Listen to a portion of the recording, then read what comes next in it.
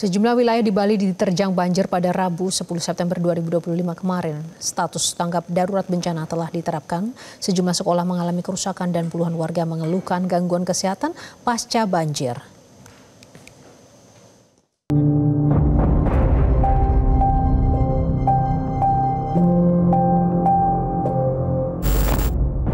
Tercatat 5 sekolah di Desa Pengambengan Jembrana, Bali terdampak banjir bandang.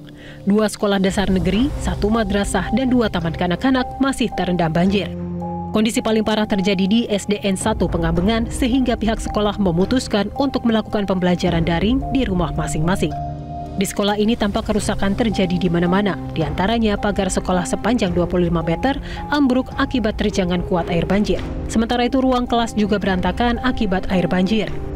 Sisa genangan banjir disertai lumpur juga masih tampak menggenang di sebagian kelas, ruang kepala sekolah, dan ruang guru.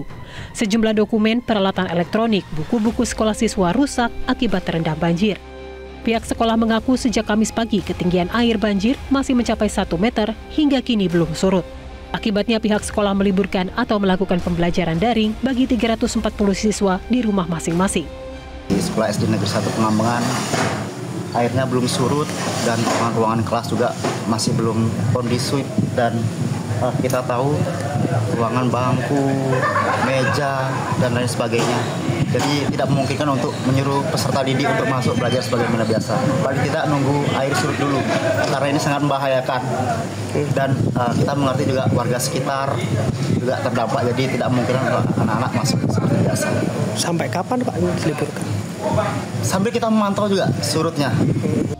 Sementara itu sejumlah warga di Banjarmunduk, Desa Pengambengan Jembrana, Bali sejak pagi mulai mendatangi posko kesehatan dari Puskesmas 2 Negara. Mereka datang karena mengeluhkan sejumlah gangguan kesehatan pasca banjir. Di antaranya alergi dan gatal-gatal, beberapa juga mengeluhkan demam hingga tensi darah naik.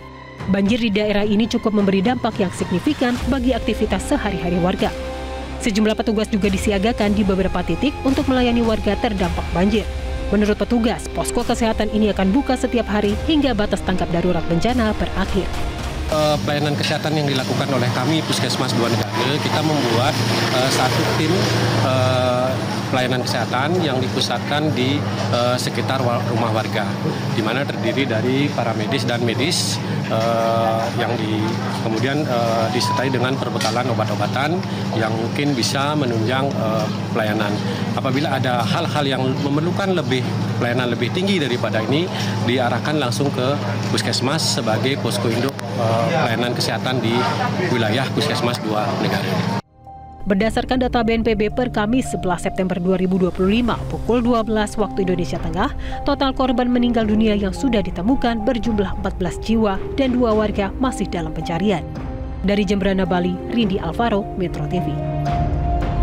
Jelajahi cara baru mendapatkan informasi. Download Metro TV Extend sekarang.